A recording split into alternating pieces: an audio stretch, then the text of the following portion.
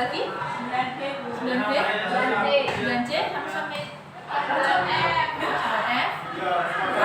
Dari semua angkatan ya ini ya.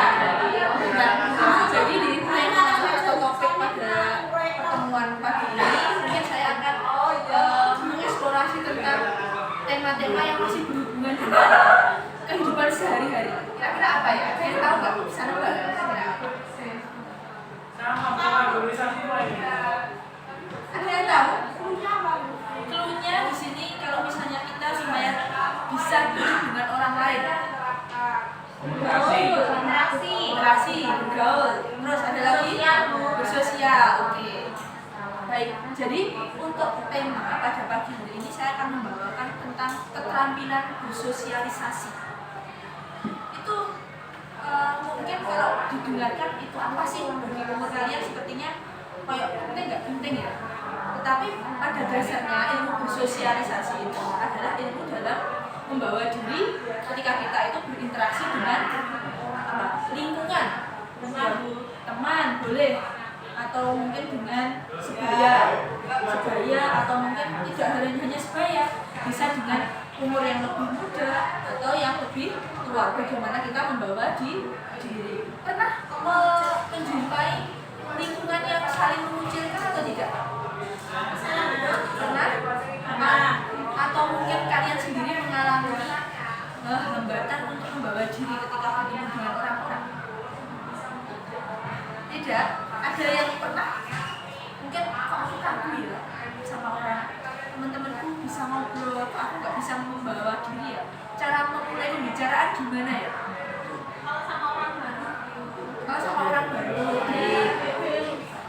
Di sini semua berarti lancar ya dalam membangun komunikasi. Ya, nggak pede. Oke, kadang insecure. Nah, maka dari itu pentingnya ya di sini. Tujuannya mengulas tema ini supaya kalian bisa terampil dalam bersosialisasi. Jadi tidak harus akrab juga enggak, tidak harus menjadi pendiam sekali juga tidak, tetapi di tengah supaya diterima oleh kalangan sebagiannya. Nah ini kita masuk ke tahap sosialisasi. Apa itu sosialisasi? Kalian tahu? Sosialisasi itu apa? Tadi kan bersosial, sekarang sosialisasi. Coba ada yang ingin jawab? Saling berinteraksi, satu suara, ada lagi? Saling berkomunikasi, boleh. Terus ada lagi? Masnya yang pojokan, ingin menyuarakan? Kenapa? Idem. Baiklah, ya, sosialisasi ini adalah proses yang membantu individu melalui belajar dan menyesuaikan diri bagaimana cara hidup dan bagaimana cara berpikir melalui kelompoknya, dapat berperan dan berfungsi dengan kelompoknya. Nah, contohnya gimana? Misalnya kalian bepergian, misalnya Mbak yang baju merah, juga merah, merencanakan liburan bersama teman-temannya, contohnya kayak gitu. Ayo malam minggu kita ke Sarangan, bakar-bakar, nginep.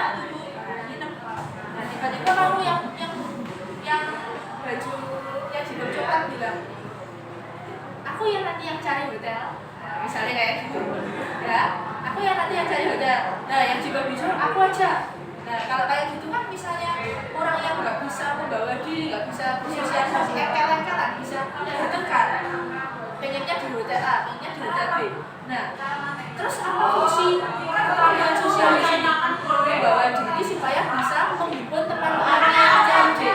Ya udah, kalau yang satu punya ide, yang kedua punya ide, ayo kita himpun bareng, ayo kita himpun bersama. Idenya ini, kita jadikan satu. Fungsi keterampilan sosial itu banyak di sini. Ya itu dengan contoh ringannya. Beda lagi nanti kalau di kelas, ada lagi. Misalnya berorganisasi, beda lagi. Ya, keterampilan di organisasi nanti beda lagi. Ketemu alumni, ketemu kakak tingkat, ketemu adik tingkat, seperti itu. Ya. Terus, cara mudah bersosialisasi. Ada yang tahu cara mudahnya gimana? Enggak. Membuka diri. Terus ada lagi. Dan membuka diri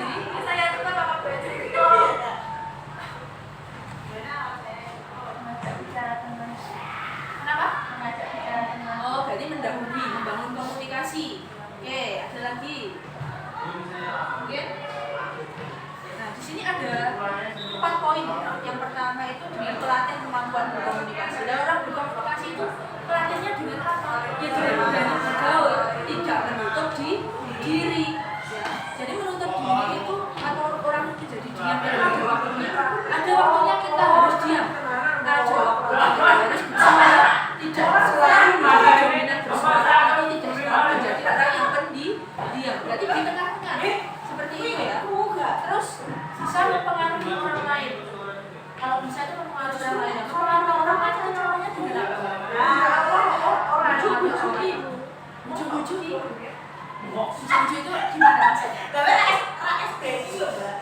Mempengaruhi orang lain itu ada dua cara ya. Yang pertama, setiap kita berbicara dengan komunitas itu jangan selalu berbicara atau menjadi pembicara. Kadang kita menjadi pendengar. Dengan menjadi pendengar kita ya bisa menyerap dari orang lain, pengalaman dari orang lain. Ada caranya di komunitas yang lain kita menjadi pembicara atau orang yang menjadi perhatian, menjadi sumber perhatian bisa. Tapi kita nggak selalu terus-menerus menjadi sumber perhatian. Ada kalanya menjadi pendengar. Itu caranya mempengaruhi orang lain.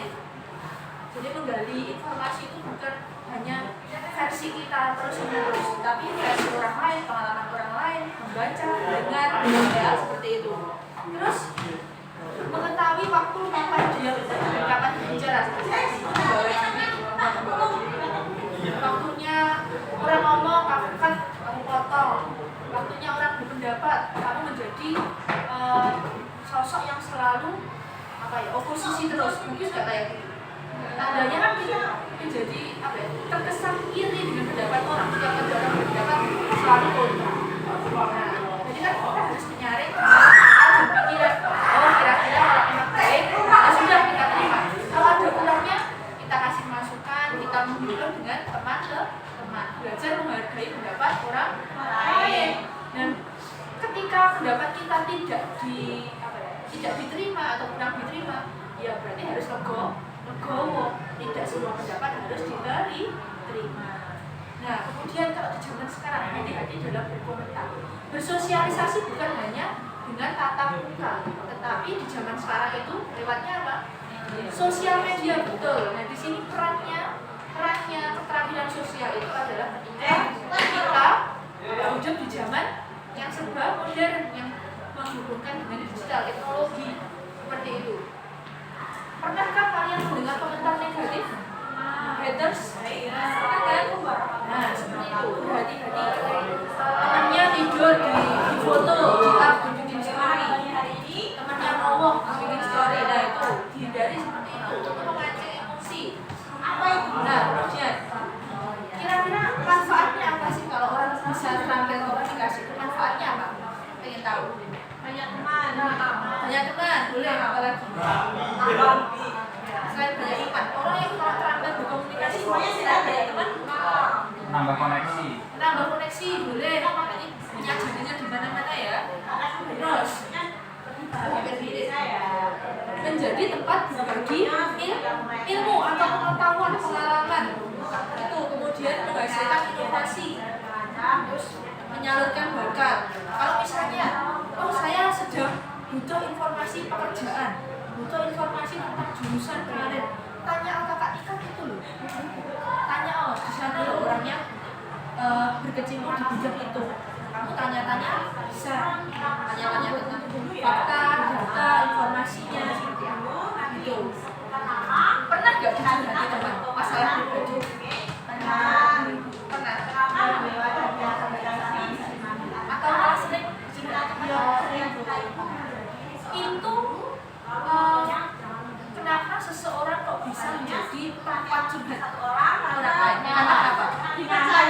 Oke, dipercaya, apalagi nyaman, apalagi tidak menghakimi. Oke, sering dihakimi. Nah, tuh. Terus apalagi bisa memberikan saran, mungkin sarannya membangun ya. Orang bisa dipercaya menjadi tempat curhat itu juga menjadi suatu hal yang langka, karena orang dipercaya menjadi tempat curhat itu tidak semuanya. Ada orang curhat terlalu ikut bocor nih. Nah, itu bagian dari etika dalam menyampaikan atau merahasiakan informasi dari pribadi. Itu integritas.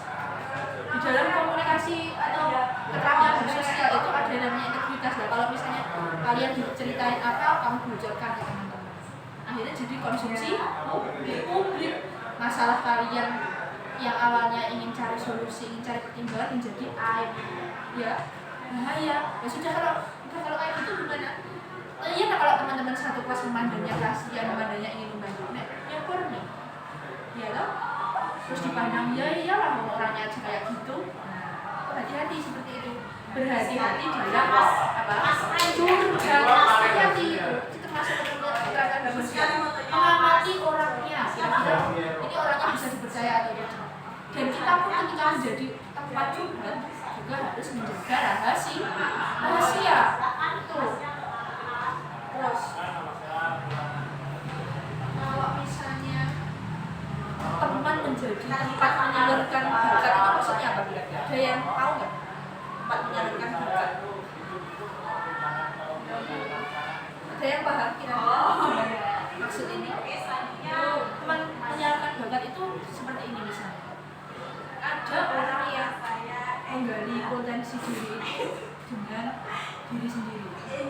Tapi ada juga yang digali oleh orang lain. Nah, teman di sini itu apa?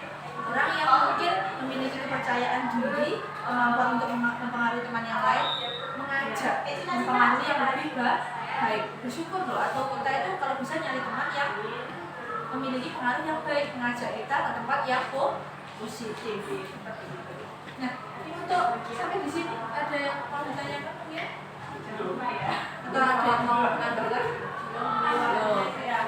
Oke, sebelum istirahat waktunya habis, saya ingin satu suara menyimpulkan dari pertemuan hari ini. Silakan. Siapa? Keluar kelasnya, silakan Mbak Uki. Dari 9B ke kelas 9B lagi. Ya, silakan. Oh, itu ada baru di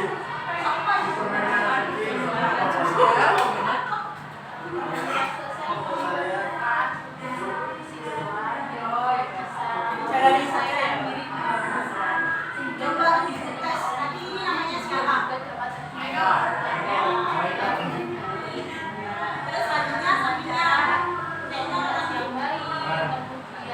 sampingnya ini jadi poinnya supaya diterima dan nyaman, orang lain nyaman, kita juga nyaman. Jadi dua sisi.